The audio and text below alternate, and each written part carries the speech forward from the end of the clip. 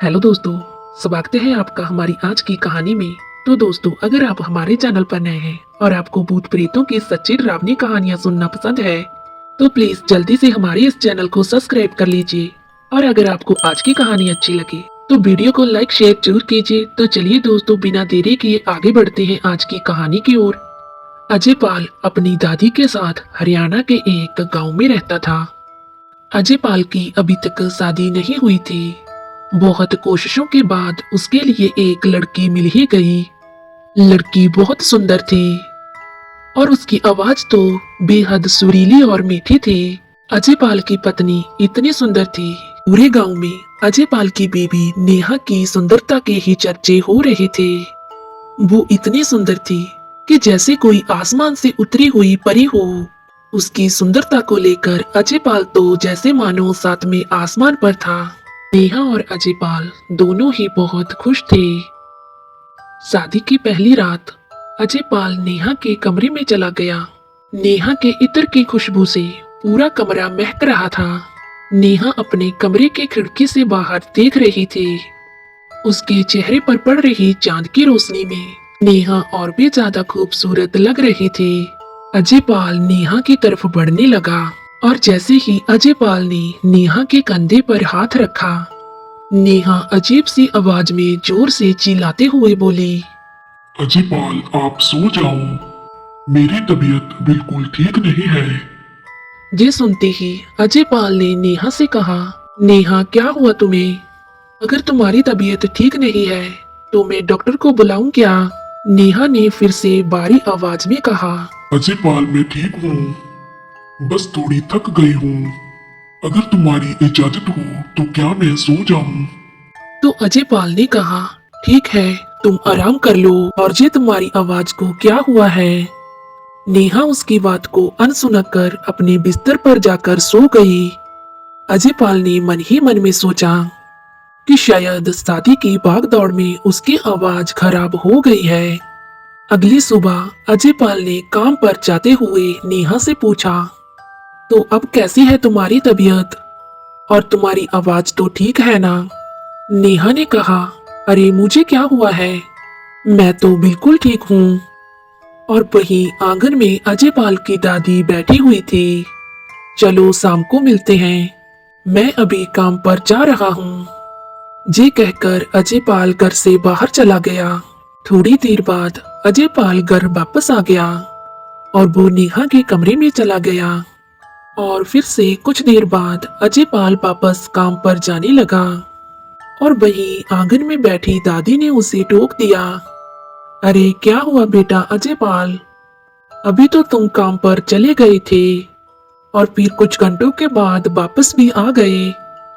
मुझे लगता है कि आज तुम्हारा काम करने का बिल्कुल भी मन नहीं है। अजय पाल बिना कुछ कहे अपनी दादी की बात को अनसुना कर वहां से चला गया। रात को फिर से अजय पाल नेहा के नजदीक जाने की कोशिश करता है और नेहा उसे इनकार कर देती है और वो कहती है कि मैं बहुत थक गई हूँ। अजय पाल को नेहा का ये बर्ताव थोड़ा अजीब सा लगा। अगले दिन फिर से अजय पाल काम पर चला गया और फिर से कुछ देर बाद वो घर पर वापस आ गया और नेहा के कमरे में चला गया। कुछ दिन ऐसे ही चलता रहा। दादी अपने मन में सोचने लगी कि ये क्या चल रहा है, लगता है अजय पाल का काम में बिल्कुल भी मन नहीं लगता। एक दिन हर रोज की तरह अजय पाल अपने काम पर चला गया और उसकी दादी वहीं पर आंगन में बैठी हुई थी। और फिर कुछ देर बाद अजय पाल वापस आ गया और नेहा के कमरे में चला गया। दादी ने अजय पाल को देखते हुए कहा, अरे क्या कहूँ मैं इसे, ये काम पर टिकता क्यों नहीं? थोड़ी देर बाद दादी की नजर आंगन के बाहर रास्ते पर पड़ी और दादी ने जो देखा वो देखते ही दादी काफी हैरान हो गई। दादी ने देखा कि अजय पाल हाथ में टिफिन का डब्बा पकड़े हुए घर की ओर आ रहा था। दादी को कुछ समझ में नहीं आ रहा था और दादी ने अजय पाल से कहा, अरे अभी अभी तो तू अंदर गया था, इतनी जल्दी बाहर कैसे आ गया? अजय पाल ने अपनी दादी से कहा, अरे दादी, ये क्या कह रही हैं आप? मैं तो दुकान की चाबी घर पर भूल गया था, वही लेने आया हूँ। अजय पाल और उसकी दादी नेहा के कमरे की ओर गए और जो उन्होंने नेहा के कमरे में देखा, वो देखते ही उनकी आंखें फटी की फटी रह गई।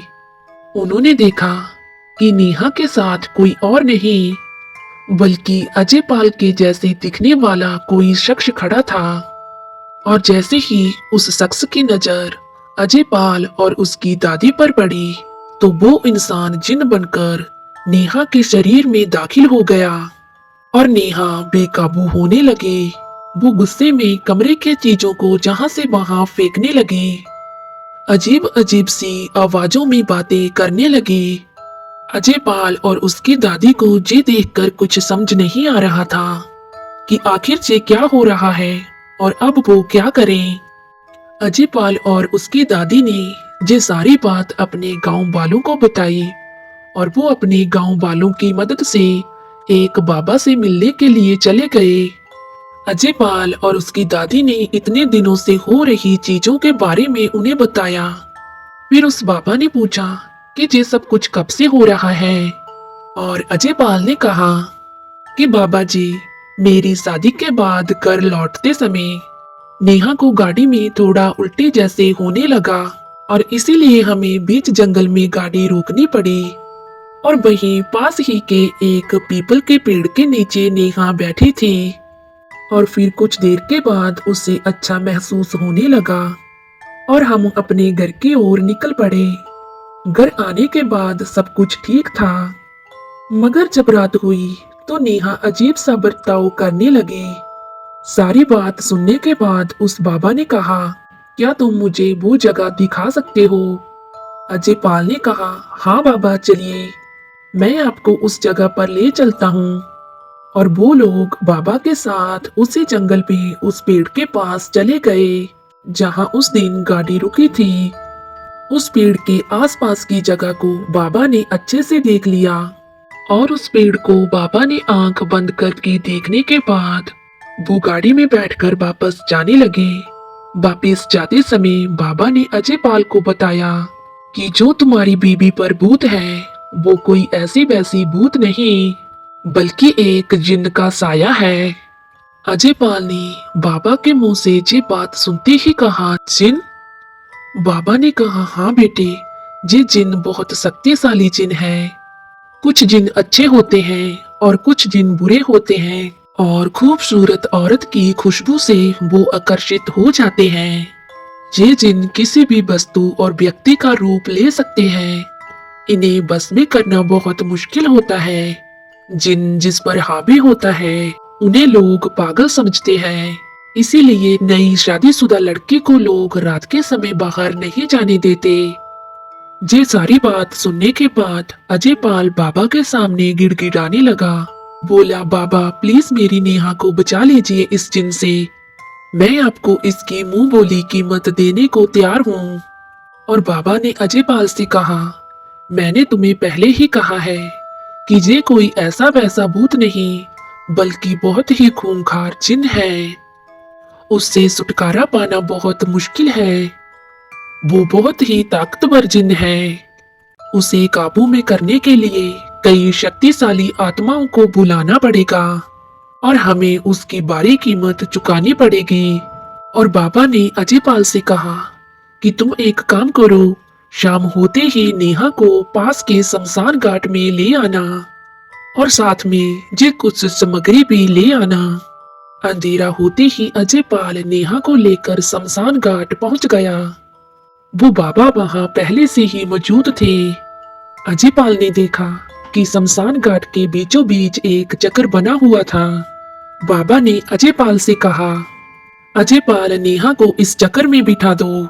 नेहा को उस चक्र में बैठा दिया गया और बाबा तुरंत कुछ मंत्र पढ़ने लगे और नेहा पर हावी हुआ जिन अपना रूप दिखाने लगा। नेहा के अंदर का जिन पूरे शमशान घाट में दौड़ने लगा। बाबा के बनाए हुए चक्र में उसका बैठना बहुत जरूरी था।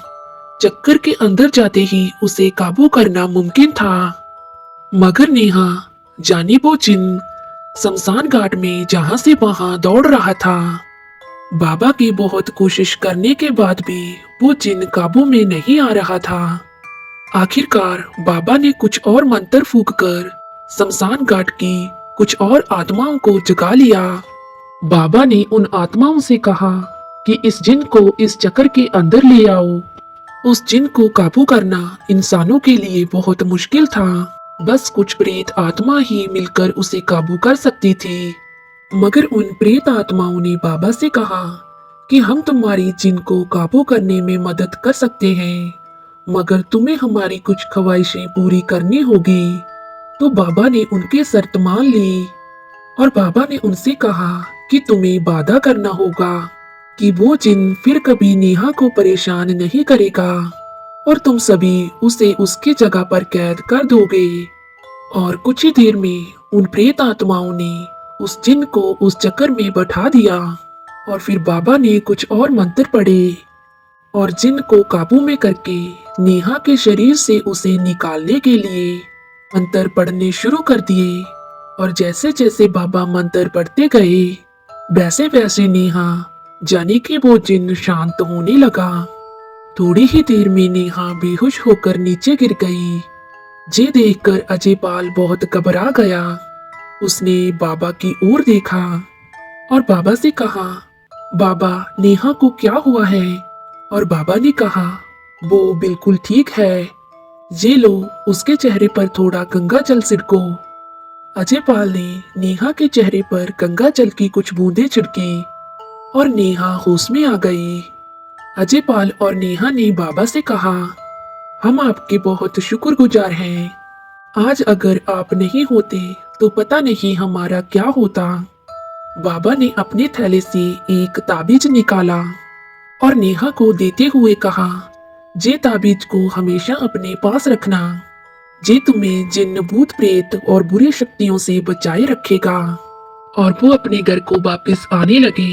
घर को वापस आते समय अजयपाल अपने मन में सोच रहा था, वैसे तो उसे भूत प्रेत बुरी आत्माओं पर यकीन नहीं था और ना ही कभी होता अगर वो अजीब सी शक्ल वाले जिन को नेहा के शरीर में जाते हुए ना देखता।